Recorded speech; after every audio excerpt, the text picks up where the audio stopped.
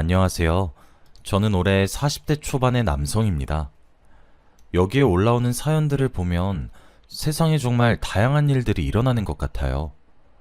저도 여러분들 못지않게 몇 년 전 아주 충격적인 일을 겪었습니다.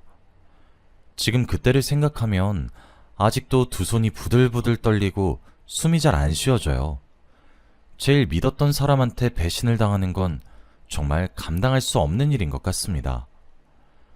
여러분도 저의 이야기를 들으시고 분명 놀라실 거예요. 저는 제가 첫눈에 반한 여자와 결혼을 했습니다.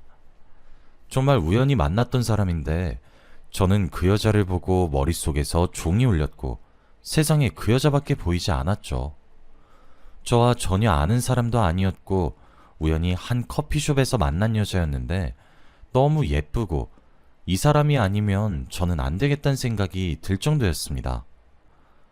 원래 제가 여성분들한테 전화번호를 물어보거나 먼저 다가가는 성격이 전혀 아니에요. 그런데 그때는 무슨 자신감이었는지 슬리퍼를 질질 끌고 카페에 갔는데 그날 그 복장 그대로 여성분께 전화번호를 물어보았습니다. 그 여자는 저를 위에서 아래로 훑더니 조금 당황해했고 전화번호를 주었죠. 저는 아직도 그날 그녀가 뭘 입고 있었는지 정확히 기억합니다. 검정색 미니스커트에 흰색 블라우스를 입고 있었죠. 아무튼 저는 설레는 마음으로 집으로 돌아와 그녀에게 연락을 했고 저희는 그때부터 만나기 시작했습니다. 정말 대화도 잘 통하고 공감대도 잘 맞는 거 있죠? 그녀와 만날수록 운명이란 것이 세상에 존재한다고 믿게 되었습니다. 그러다 보니 이 여자와 결혼까지 하고 싶었죠. 그런데 그 여자는 저와 결혼을 하고는 싶지만 연애를 조금 더 오래 해보고 싶다고 했습니다. 저도 그 마음을 다 이해했고 그녀가 하고 싶은 대로 하게 해주었죠. 그런데 그녀는 딱 한 가지 지키는 것이 있었습니다. 바로 혼전 순결이었어요. 그녀는 30대가 다 되어가는 나이였지만 어릴 때부터 혼전 순결을 꼭 지켜왔다고 합니다. 그래서 그걸 이해해줄 수 있는 남자를 만나고 싶대요. 저는 그 여자의 몸이 좋은 게 아니라 성품을 좋아했기에 당연히 기다릴 수 있었습니다. 그리고 그녀에게 저의 비밀에 대해서도 털어놓았어요. 사실 저는 몇 년 전 정관수술을 했습니다. 아이를 키우고 싶은 생각도 없었고 결혼에 대한 부정적인 생각을 가지고 있어서 평생 혼자서 살려고 결심을 했을 때 그녀가 제 눈앞에 나타난 것이었어요. 그래서 제가 결혼은 긍정적인 시선으로 바라보게 되었어요. 하지만 출산은 원하지 않았습니다. 그래서 그녀에게 저도 혹시 아이를 낳지 않아도 괜찮겠냐고 물었죠. 그녀는 오히려 좋다고 했고 평생 남편과 단둘이서 사는 게 자기 로망이라고 했습니다. 이 정도로 저희는 서로 가치관이 잘 맞았고 운명이라고 믿을 수밖에 없었죠. 그렇게 그녀와 몇 년간 연애를 했습니다. 양가 부모님들도 저희가 이렇게 오래 연애를 하니까 결혼을 할 거라고 생각하셨나 봐요. 그래서 결혼 계획도 속전속결로 세웠고 상견례 자리에서 분위기도 좋았습니다. 제 남동생도 제 아내 될 사람을 좋아하는 것 같았죠. 그리고 얼마 지나지 않아 결혼식을 올렸고 분가를 하게 되었습니다. 이제 결혼을 했으니 아내의 혼전 순결이 끝날 때가 되었죠. 연애하고 나서 처음으로 아내의 전신을 보았는데 웬 남자 얼굴이 그려져 있었습니다. 허벅지 쪽에 아주 크게 남자의 얼굴이 있더라고요. 저는 누군가 싶어서 뚫어져라 쳐다보았는데 아내는 당신이야, 선물! 이라고 했죠. 솔직히 한눈에 보면 저인지 잘 모르겠더라고요. 저와 생김새는 비슷했지만 그려놓으니 저라는 것을 바로 알기 어려웠습니다.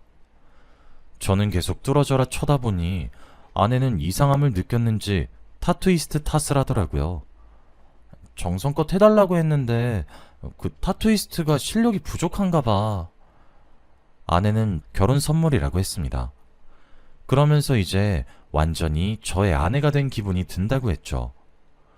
저는 아내가 너무 고마웠고 남편의 얼굴을 새겼다고 하니 감동을 받았습니다.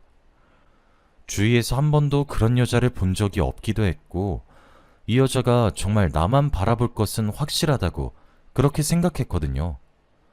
저도 순간적으로 아내의 얼굴을 새길까 고민을 하긴 했지만 쉽게 엄두가 나지 않았습니다. 저희 부부 사이는 정말 좋았어요. 다시 연애를 시작한 것만 같은 느낌이었고 세상에 서로밖에 보이지 않았죠. 솔직히 연애 때보다 더 좋았고 아내를 만나지 않았다면 제 인생을 빛을 보지 못했을 거라는 생각까지 했습니다. 그리고 양가 부모님들도 너무 좋아하셨으니 저희는 완전 성공적인 결혼 생활이었죠. 이제 결혼하고 얼마 지나지 않아 아내가 동창회를 간다고 했습니다. 결혼하고 나서 처음 가는 자리라 많이 떨려 했고 저는 잘 갔다 오라고 했죠. 그리고 술을 많이 먹지 말라고 당부했습니다. 아내는 술에 취하면 기억을 모두 잃어서 절제를 하며 마셔야 합니다. 걱정이 잔뜩 된 채로 동창회에 아내를 보내줬고 저는 심심하게 집에 혼자 있었죠. 그날따라 신혼집이 너무 적막하게 느껴지고 부모님도 보고 싶어서 정말 오랜만에 저희 집으로 갔어요. 그리고 아내의 연락을 기다리면서 부모님과 이야기를 나눴죠. 그런데 집에 남동생이 없더라고요. 취업을 준비하고 있어서 매일 집에 있거나 도서관을 갑니다. 당연히 이 시간이면 집에 있어야 할 애가 없어서 부모님께 동생 어디 갔냐고 물어보니 오랜만에 친구를 만나러 갔다고 하더라고요. 그래서 혼자 취업 준비나 하는 애가 무슨 친구야 라고 생각했죠. 집에서 밥을 먹고 아내의 연락을 기다렸으나 아내는 전화 한 번 오지 않았습니다. 제가 문자를 보내도 답장이 없었죠. 밤 12시가 지날 때까지 연락이 없어서 너무 걱정이 되었습니다. 그리고 아내는 새벽 3시쯤 집에 돌아왔어요. 술에 떡이 돼서 제대로 걷지도 못한 채 집으로 돌아왔고 저는 화가 났습니다.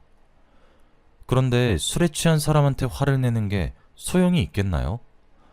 아내는 자기 몸 하나 감당하기도 힘들어했고 제 말은 무시한 채 바로 침대에 누워 잠에 들었습니다. 아침에 일어나면 아내에게 한 소리 할 생각으로 저도 잠에 들었고 다음날 일어났죠. 그리고 아내는 역시나 기억이 하나도 안 난다고 했습니다. 자기가 몇 시에 들어왔고 술을 어디서 어떻게 마셨는지 기억이 안 난대요. 그래서 저에게 미안하다고 사과만 했고 바로 미안하다고 하니까 할 말이 없더군요.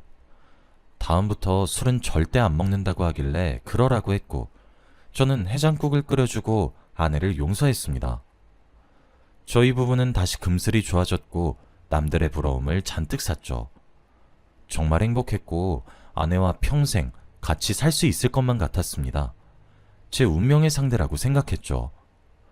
그런데 어느 날 아내가 저에게 충격적인 말을 했습니다. 퇴근을 하고 집에 갔는데 아내가 기쁜 목소리로 저에게 말을 했어요. 제 눈앞에는 두 줄이 그어진 임신 테스트기였고 아내는 나 임신했어 라고 했죠. 저는 너무 당황스러웠습니다. 결혼하기 전부터 수술을 해서 아이를 가질 수 없다고 했는데 임신을 했다고 당당히 말하니까요.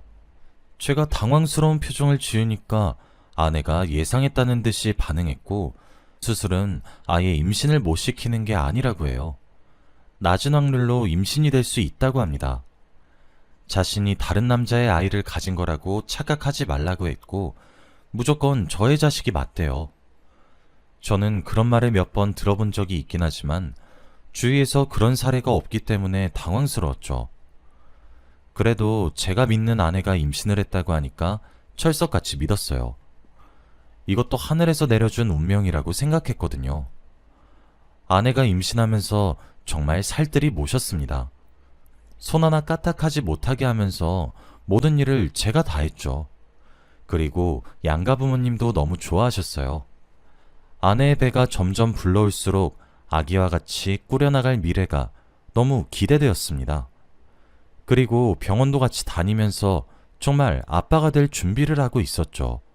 저희 부부는 하루하루가 너무 행복했습니다. 입꼬리가 귀에 걸려서 잘 내려오지 않았죠. 아내는 이제 만삭이 되어서 출산 준비를 하고 있었습니다.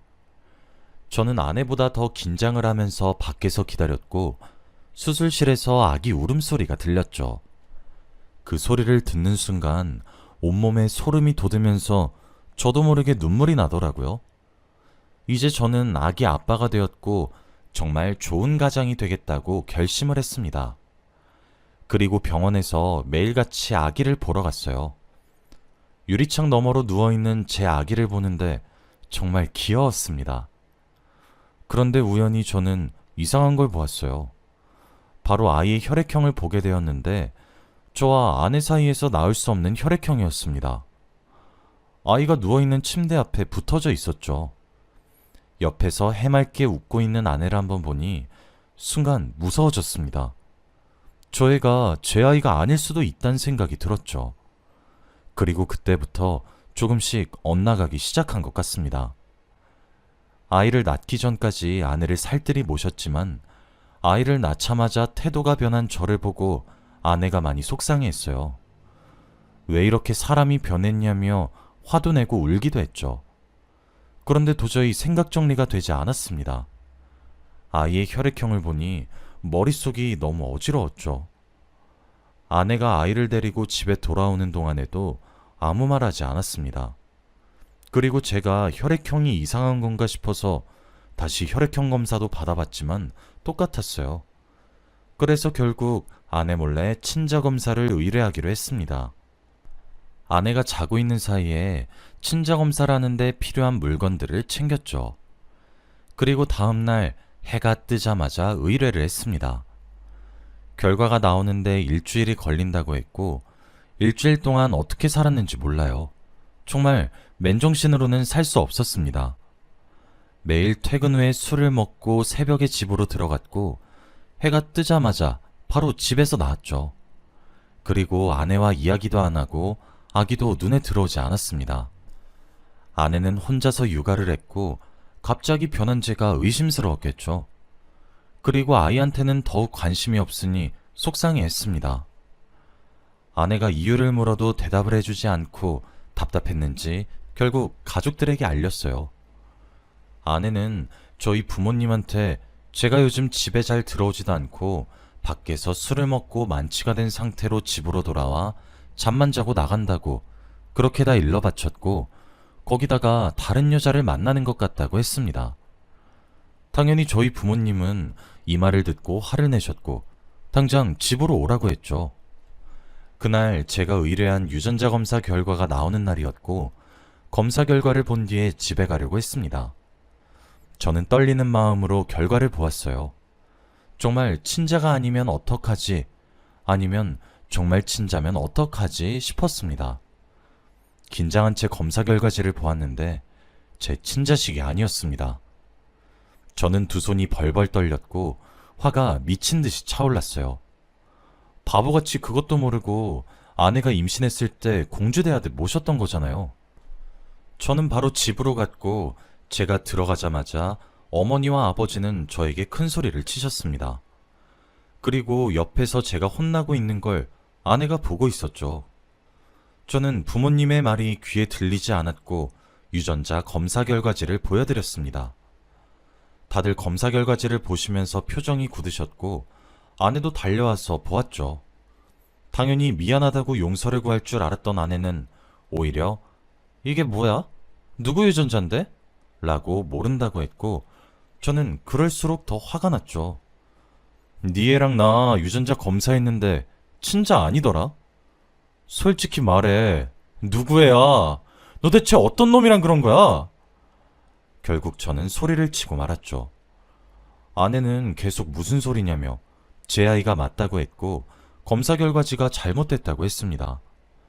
저는 혈액형도 이런 혈액형이 나올 수 없다고 반박했고 아내는 계속 똑같은 말만 되풀이했지요. 둘 다 질기새가 없었고 저는 인정을 하지 않는 아내가 너무 답답했습니다.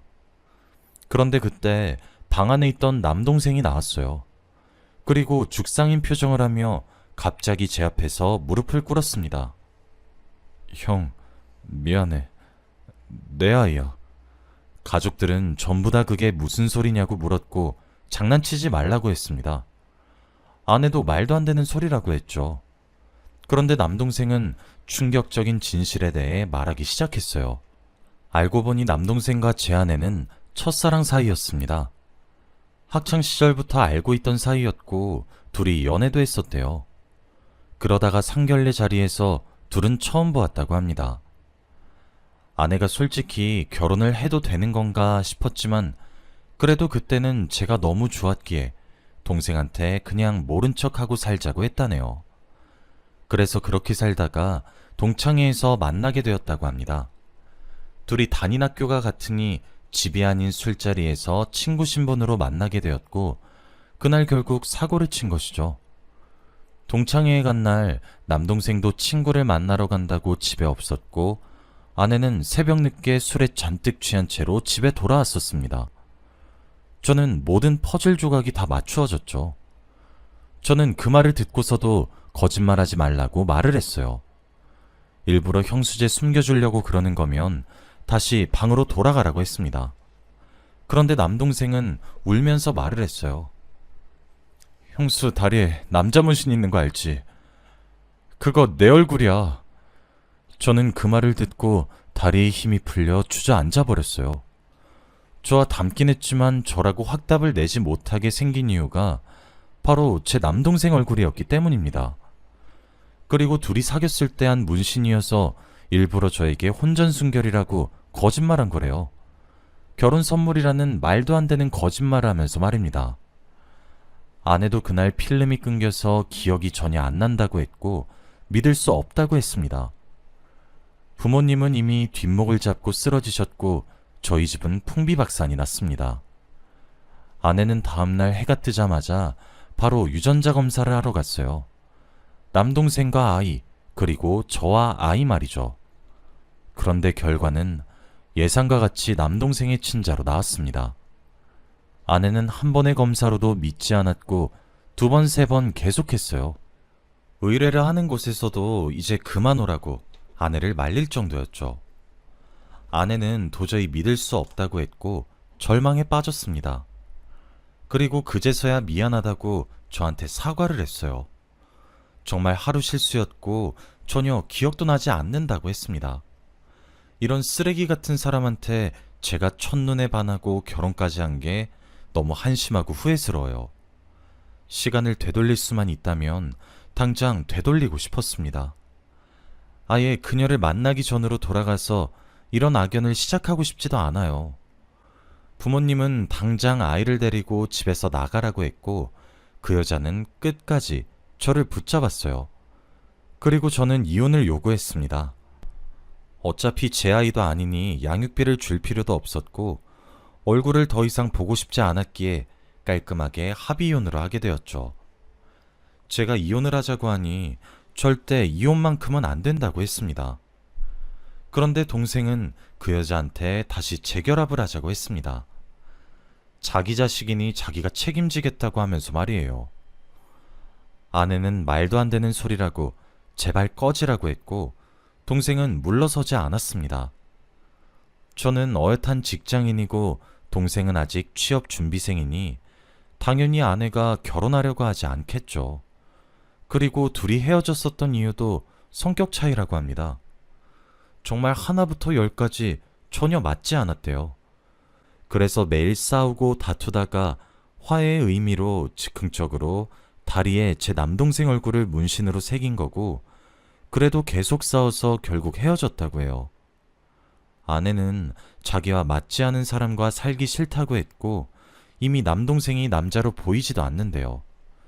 그리고 자기도 피해자라며 억울하다고 했죠. 저는 그들을 무시했고 집에서 둘 다 나가라고 했습니다. 동생은 미안하다며 도저히 제 얼굴 보고 살 수 없겠다고 했고 집을 나갔어요. 그리고 그 여자도 계속 매달리다가 결국 경찰을 부른다고 하니 아이를 데리고 나가더라고요. 부모님은 이제 둘째 아들 없는 셈 치겠다고 하셨죠. 집을 나가고 나서 그들과 전혀 연락을 하지 않습니다.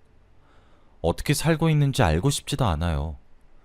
지금은 몇 년이나 지나서 마음 한구석에 아픈 경험으로 남아있지만 그래도 예전보다는 많이 나아졌습니다. 그리고 얼마 전 남동생의 소식을 알게 되었어요. 들어보니 돈을 벌러 해외에 갔다고 하더군요. 부모님에게 가끔씩 연락을 하는 것 같은데 저에게는 한 번도 연락을 한 적이 없습니다.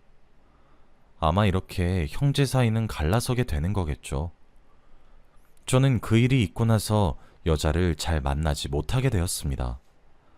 한때 정말 운명이라고 느꼈고 이 여자 아니면 절대 다른 여자를 만나지 못하겠다고 굳게 믿었었는데 제가 이렇게 뒤통수를 당했잖아요. 그러다 보니 이제 사람을 잘 믿을 수 없게 되었고 연애에 대한 흥미도 식었습니다. 저는 혼자가 좋고 현재를 즐기고 있어요.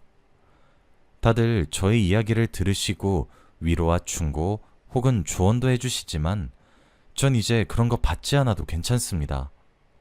제 생각에는 지금 이렇게 글을 쓰면서 과거를 생각할 때도 아무렇지 않습니다. 그들에게 복수하는 건 제가 행복하게 사는 거라고 생각해요. 여러분은 저 같은 일 겪지 않으셨으면 해서 말씀드립니다.